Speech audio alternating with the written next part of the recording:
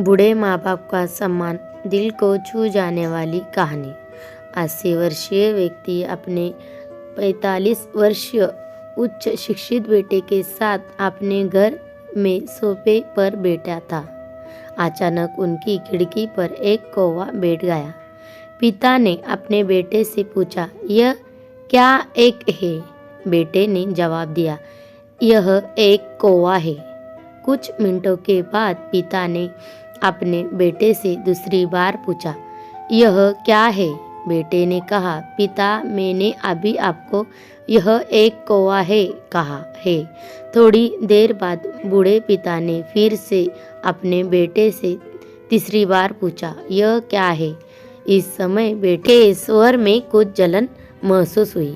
तब उसने अपने पिता से झुंझलाते हुए बोला, यह एक कौवा है, एक कौवा। थोड़ी देर बाद पिता ने फिर से अपने बेटे से चौथी बार पूछा, यह क्या है? इस बार बेटा अपने पिता पर चिल्लाया, आप मुझसे बार बार एक ही सवाल क्यों पूछते रहते हैं? हालांकि मैंने आपको कई बता चुका हूँ कि यह एक कौवा है। क्या आप इसे समझ नहीं पा रहे हैं? थोड़ी देर बाद पिता अपने कमरे में गए और एक पुरानी डायरी लेकर वापस आए, जिससे उन्होंने अपने बेटे की जन्म के बाद से बनाए रखा था।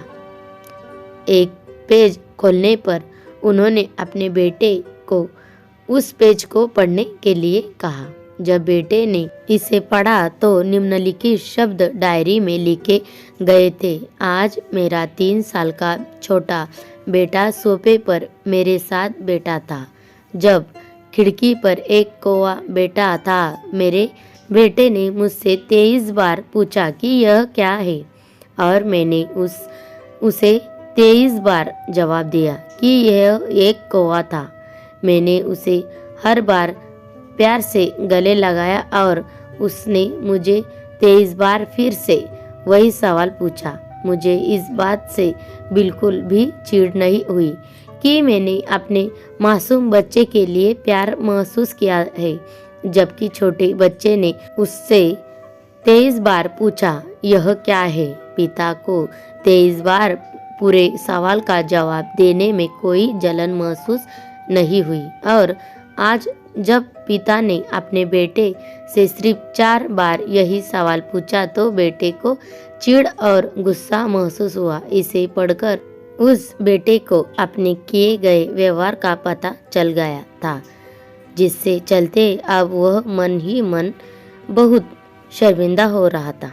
शायद उसे अब किए गए अपने बूढ़े पिता के प्रति व्यवहार पता चल गया था। इसीलिए यदि आपके माता पिता जब बुढ़ापे में होते हैं, उन्हें न तो पीछे छोड़े और न ही उन्हें एक बोझ के रूप में देखें, बल्कि उनके साथ एक दयालु शब्द बोले, शांत, आज्ञाकारी, विनम्र और उनके प्रति दयालु बने। अपने माता पिता के प्रति विचारशील रहे। आज इस बात को कहे, मैं अपने माता पिता को हमेशा खुश देखना चाहता हूँ। जब से मैं छोटा बच्चा था, उन्होंने मेरी देखभाल की।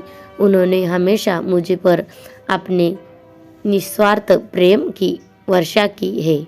उन्होंने आज समाज में मुझे एक व्यक्ति के रूप में प्रस्तुत करने के लिए तूफान और गर्मी को देखे बिना सभी पहाड़ों और घाटियों को पार किया। भगवान इसे प्रार्थना करे, मैं अपने बूढ़े माता पिता की सर्वोत्तम तरीके से सेवा करूँगा। मैं अपने प्यारे माता पिता को सभी अच्छे और दयालु शब्द कहूँगा, चाहे वे कैसे भी व्यवहार करें।